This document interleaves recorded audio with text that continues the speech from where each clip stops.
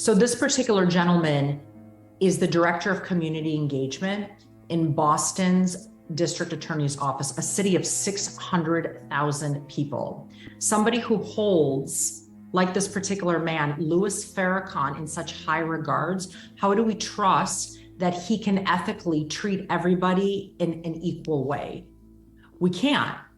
And subconsciously, we have to ask, has this hatred penetrated him and his thoughts and leading to any actions that we might have? We'd love an explanation as to how somebody like this was hired in the first place. We'd love for the DA's office to re-examine their vetting processes for new employees. And we ask that the DA immediately remove this man from his position. Louis Farrakhan has led the Nation of Islam for approximately 40 years. Under this man's leadership, probably some of the most divisive and problematic issues have arisen from the African American community that ties to the Jewish community. This man, for over 4 decades, has been blaming the Jewish people for 9/11, the African slave trade, controlling Hollywood, controlling the banks, controlling the media.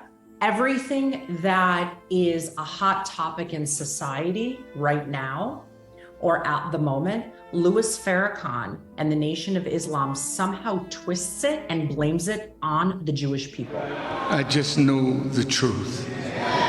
And I'm here to separate the good Jews from the satanic Jews. Yes, yes, yes! Troy Christopher Watson, aka True C Allah, as he changed his name in prison, is a prime example of vulnerable individuals that Louis Farrakhan and Nation of Islam pry on and take advantage of their efforts to do better in life. And this is exactly what happened to Troy C. Allah when he was in prison and he started listening to the statements and lectures of Louis Farrakhan and Nation of Islam. In 2016, he reaffirmed his allegiance to Nation of Islam, stating, quote, "Illustrious leader, teacher, and guide, the embodiment of righteous conduct, the Honorable Minister Louis Farrakhan." So let's take a peek back at what, quote, the Honorable Louis Farrakhan has said in the past. The satanic Jews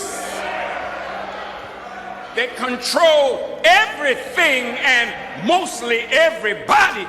The wicked ones in the Jewish community that run America, run the government, run the world, own the banks, own the means of communication. They are my enemies.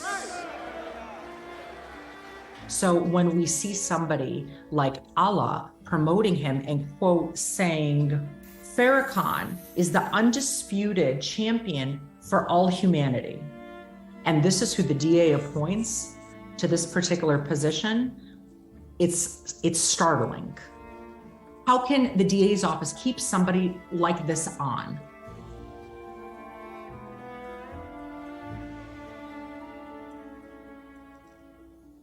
So I'll give you a quick story. So I did a couple temp jobs, and then Minister Don had I want to say a colleague, an acquaintance. I ain't gonna call him a friend because he's a Jewish guy that got short arms and deep pockets.